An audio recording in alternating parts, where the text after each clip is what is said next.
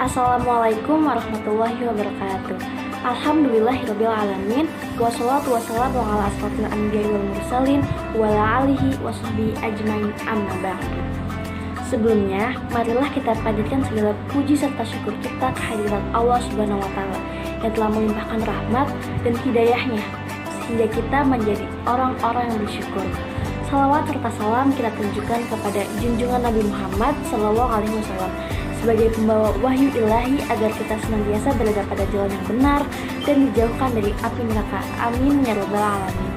Pada kesempatan kali ini, izinkan saya untuk berceramah dan membahas mengenai Allah. Allah, mengapa Allah? Ada apa dengan Allah? Apa masih ada yang kita tidak ketahui mengenai Allah?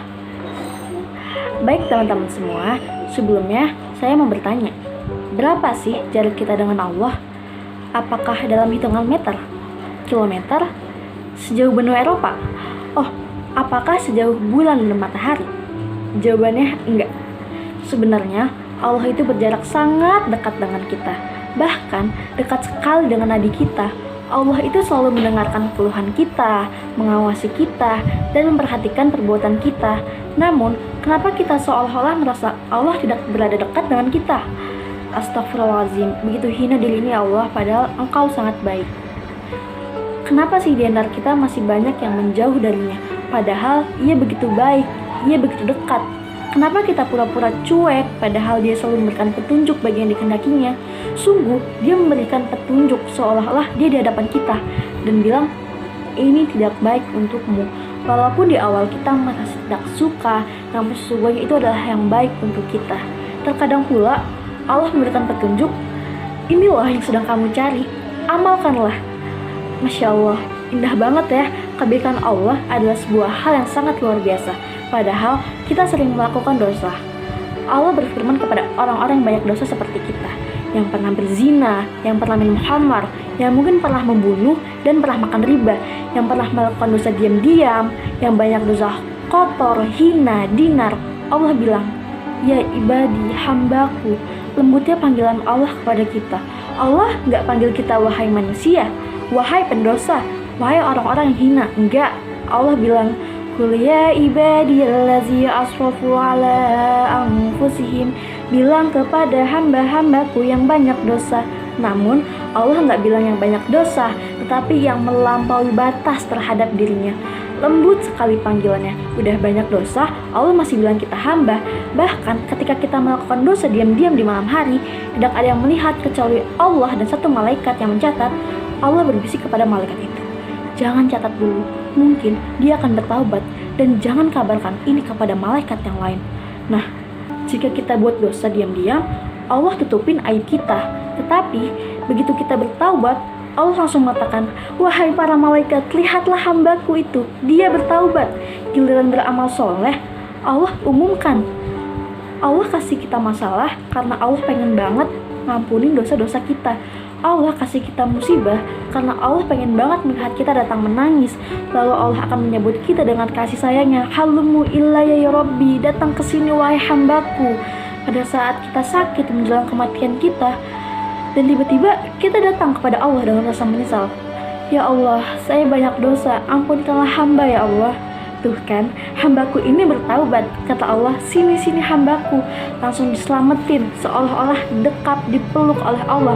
Dan malaikat yang tadi mencatat, tidak jadi mencatat. Kata Allah, wahai malaikat, lihatlah hambaku ini bertaubat, jangan catat keburukan dia. Wahai malaikat, lihatlah hambaku ini sudah bertaubat, umumkanlah. Lalu Allah mendekap kita dengan kasih sayangnya. Allah mengampuni seluruh dosa-dosa kita. La ubali, kata Allah, wahai hamba-hambaku, jika kalian datang kepadaku meminta ampun, padahal kalian memiliki dosa sebanyak langit dan bumi, akan aku ampunkan dosa kalian semuanya. Wala ubali, dan aku tidak peduli sebanyak apa dosa itu. Allah SWT berfirman, qul ya ibadiyallazina asrafu ala anfusihim la taqnatu min rahmatillah innallaha yaghfiru dzunuba jami'a innahu huwal ghafurur rahim. Katakanlah, wahai hamba-hambaku yang melampaui batas terhadap diri mereka sendiri, janganlah kamu berputus asa dari rahmat Allah. Sesungguhnya Allah mengampuni dosa-dosa semuanya. Sungguh dialah yang maha pengampun, maha penyayang. Az-Zumar ayat 53. Wa anibu ila rabbikum wa aslimu lahu min qabli ayayatiyakumul azabu summa la tughsharun. Dan kembalilah kamu kepada Tuhanmu dan berserah dirilah kepadanya sebelum datang azab kepadamu, kemudian kamu tidak dapat ditolong. Az-Zumar ayat 54. Lihatlah bagaimana Allah SWT justru mengundang orang-orang berbuat dosa untuk datang kepadanya. Allah SWT membuka pintu maaf seluas-luasnya bagi yang ingin kembali. Hal ini berbeda 180 derajat jika kita berbuat kesalahan kepada manusia. Bertemu dengannya saja kita merasa malu, ya kan? Tetapi apa jadinya jika kita berbuat kesalahan justru disambut yang hangat oleh orang tersebut? Begitulah Allah memperlakukan hambanya. Tak ada kata terlambat untuk memperbaiki diri. Loh, semua yang kita tampak alim tidak luput dari setiap dosa-dosa yang terus mengintai. Pernah berpikir gak sih, apa yang belum kita minta tetapi sudah dikasih sama Allah? Seperti bangun tidur, kita merasakan kesegaran di pagi hari. Pikiran yang tadinya rumit memikirkan permasalahan yang ada kembali refresh karena istirahat yang kita lakukan. Lalu makanan yang kita makan untuk bisa beraktivitas, semua itu Allah berikan untuk kita. Tapi kenapa kita masih saja mengeluh? Allah itu sangat amat baik. Jika kita bisa merasakan kedekatan dengan Allah nih, sungguh itu adalah sebuah perasaan yang susah sekali diungkapkan. Banyak ustadz-ustadz yang mengatakan bahwa jika kita dekat dengan Allah, maka nikmat itu sungguh luar biasa. Dan ini bisa teman-teman rasakan sendiri jika teman-teman mau mendekatkan diri dan memperbaiki diri karena Allah. Sungguh air mata pun tidak cukup untuk meratapi dosa-dosa dan rasa malu kita kepada Allah. Air mata tiada henti menetes mengingat segala perbuatan yang kita perbuat serta kebaikan yang Allah berikan kepada kita. Sudah berapa baik hubungan kita dengan Allah? Apa jangan-jangan hubungan kita dengan Allah renggang? Maka dari itu, Nabi pernah mengatakan, siapa yang memperbaiki dirinya dengan Allah, maka Allah akan memperbaiki hubungannya dengan manusia itu. Nah, makanya coba kita renungkan kembali, sudah sebaik apa hubungan kita dengan Allah. Demikian yang dapat saya sampaikan, semoga dapat bermanfaat bagi kita semua dan semoga teman-teman dapat memperbaiki jarak dan hubungannya dengan Allah.